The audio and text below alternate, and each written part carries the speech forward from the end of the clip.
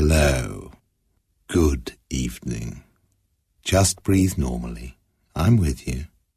I know your mind is somersaulting with curiosity right now, but it was bound to happen. This little liaison. This swapping of your time for my words. This exchange of your intrigue for my introductions in the dark. I know that you've been searching, shining torches into the gaps in arguments, looking for clues, prizing up your well-nailed floorboards to peer in, gazing into the fuzz between your television channels, looking for escape routes to places where people who are late for work can swap places with people who have nowhere to go. Places where shopkeepers substitute themselves for the mannequins in their window displays. Your places, not my places. But Jimmy knew about those places, you see. That's why I thought I should tell you about him, about Jimmy. Jimmy had learned how to find those places, you see. Yes, he had. But right now, Jimmy was in a cafe. He was looking down at his coffee. Oh dear, there it was. His coffee. Jimmy's frothy coffee, just sitting there sneering sarcastically up at him. "What are you doing, Jimmy? Sitting there all sweaty and overweight, with your nasty, spotty, bloated nose waiting to accidentally dip itself into me, to make you look even stupider than you already look." Never ever listen to your coffee was always Jimmy's rule. So he picked up the cup and stretched his arm 50 yards across the street, carrying the frothing, wittering caffeine through the open back window of a cab and out through the other side, before placing it carefully and correctly on the pavement in front of an out-of-work, homeless ex-soldier. Within moments, the street had become very, very noisy. Everyone was now staring at Jim, shouting and complaining. Cars and vans had run into his arm, and 3 vehicles were now pinning it to the road. Breakfast in Birmingham wasn't working for Jim.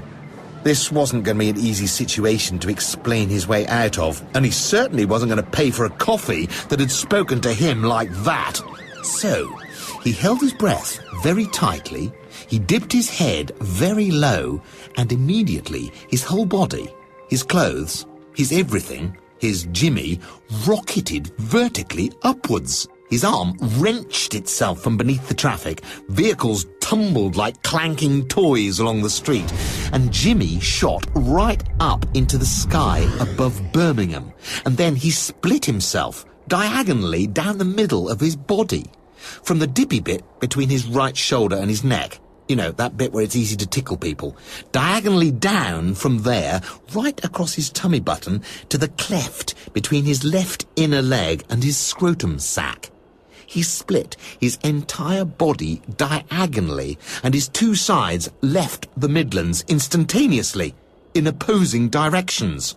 The left travelling at the speed of light, and the right at the speed of sound. So when the 2 sides reassembled above Glasgow, Jimmy's left-hand side had been obliged to wait a good while for the right to turn up. Basic physics.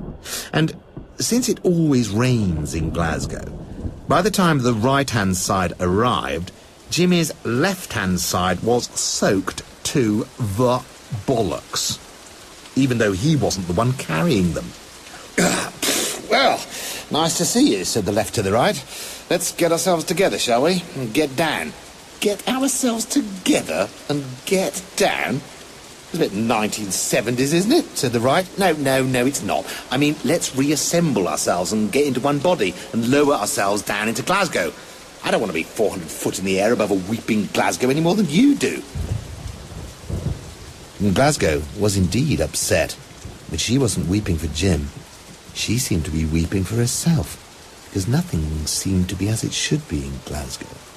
Below Jimmy, rows and rows of naked suits were marching proudly over the edges of buildings, down to their deaths. Wooden furniture was floating blindfolded out of houses into removal lorries, driven by obsolete typewriters. Staircases were bursting out of the bonnets of cars, their banisters lined with air hostesses, cutting their own throats and waving to Jimmy as he floated on down towards the ground. It was all very weird and all very frightening. Finally, Jim reached the ground. Jimmy was on the ground, but that's when he realised that underfoot, gin was seeping out of the earth. And then Jimmy felt himself beginning to sink further and further down into the gin. Before he knew it, he was literally splashing about in oceans of mother's ruin. And there were cocktail guests in parasol boats, gibbering and squealing for a small bottle of tonic and a slice of lemon. Please, waiter! Christ, where are these people? This was now getting too extreme, even for Jimmy. But then, in this ocean of gin, naked and wet, came Kate Moss, floating on a lilo. In an instant, everything was okay. Kate slipped into the boozy waters, and then in a sudden, unexpected, all-enveloping, wonderful, naked embrace, she slipped into Jimmy. Oh, Jimmy closed his eyes, deep in the glory of his life's own finest prime moment. His lips met with Kate's. Kate Moss's. Kate Moss's lips. Kate and Jimmy's lips. Oh, this was all he had ever dreamed of. Oh, bliss. He opened his eyes and... oh, shit. He was alone. Alone in the vast, cold, open, empty plains of Georgia. And there, in front of him, was a huge billboard with one word written on it in 20-foot letters. It read, "Dead End." Oh, right, thought Jimmy. Dead End. Interesting. Never seen that before. So, this one stops here, does it? Right. So, Jimmy did what Jimmy does. He dipped his head, he closed his eyes, focused, clenched, and completely disappeared. Again, instantaneously reappearing in Bangkok, in another cafe. A pleasant, sun-drenched, outdoor Vietnamese cafe. But, nevertheless, a bloody cafe, where the coffee looked every inch as foul-minded as always. Oh, this wouldn't do. Surely he could do better than this. Come on, Jim, get a grip, he said to himself. So he closed his eyes, he dipped his head, and... nothing. Nothing at all. His mind felt sort of murky and blank. That dead-end sign had hit him hard. He never had that before. Something was wrong. Why don't you try other people? A voice said to Jim. He looked up from his coffee and jumped. It was Mary. Now, that was extremely peculiar, because Mary was dead.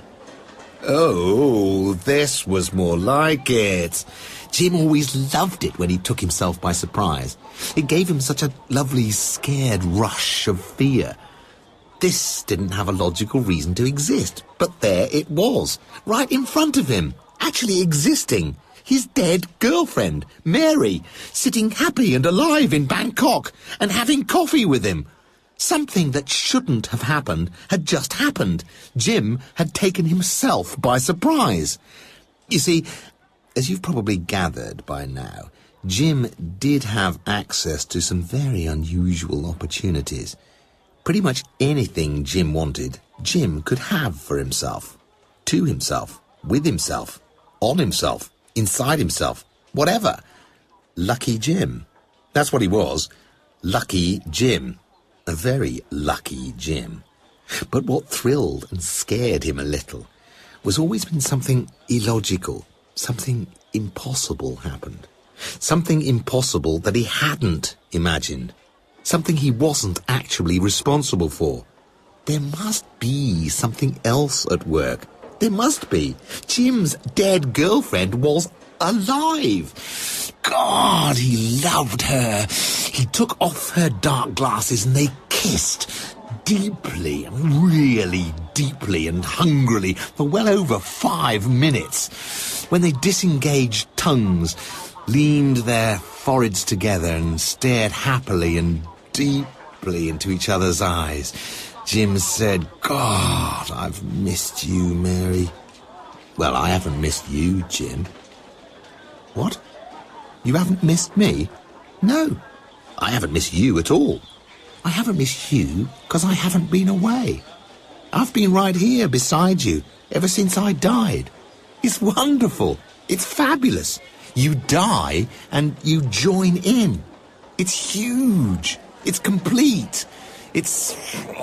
Don't you think? Don't I think what? That being dead is great. Now come on, I want to see my mate Dickie. Let's find ourselves a nice little hotel room, shall we, Jim? Eh? There was a pause. What's the matter? Said Mary. I'm not dead, said Jim. You are. Not dead? Of course you're dead. We're both dead. You died 2 minutes ago. But... Jim was looking very perplexed now. What do you think all this has been about? Said Mary. What do you mean? What happened 2 minutes ago? Oh, come on. The explosion in Birmingham. You were sitting in a cafe. There was a car bomb right beside you. You just sat down with your coffee and were staring into it. And then the bomb went off. It was huge. It ripped your body apart, diagonally, down the middle, from that dippy bit there, between your right shoulder and your neck. Just there, where I used to tickle you. Diagonally down, right across your tummy button, to the cleft between your left inner leg and your balls. Here. She touched him. But I would have thought that dead end sign was a fairly clear message. Oh, shit, said Jim. Unlucky Jim? No, lucky Jim. That's what this was. What Jim's death was. The beginning of the next bit for Jim. You are dead. Gorgeous, said Jim. And you are dead. Jim? And do you know what they did next? Well, of course you don't. That's why I'm here, to tell you. Jimmy and Mary skipped off giggling to the nearest hotel to do everything and anything they could dream of. It was only the end of Jim for us. So, good night. Sleep tight. See you in the morning. Hopefully.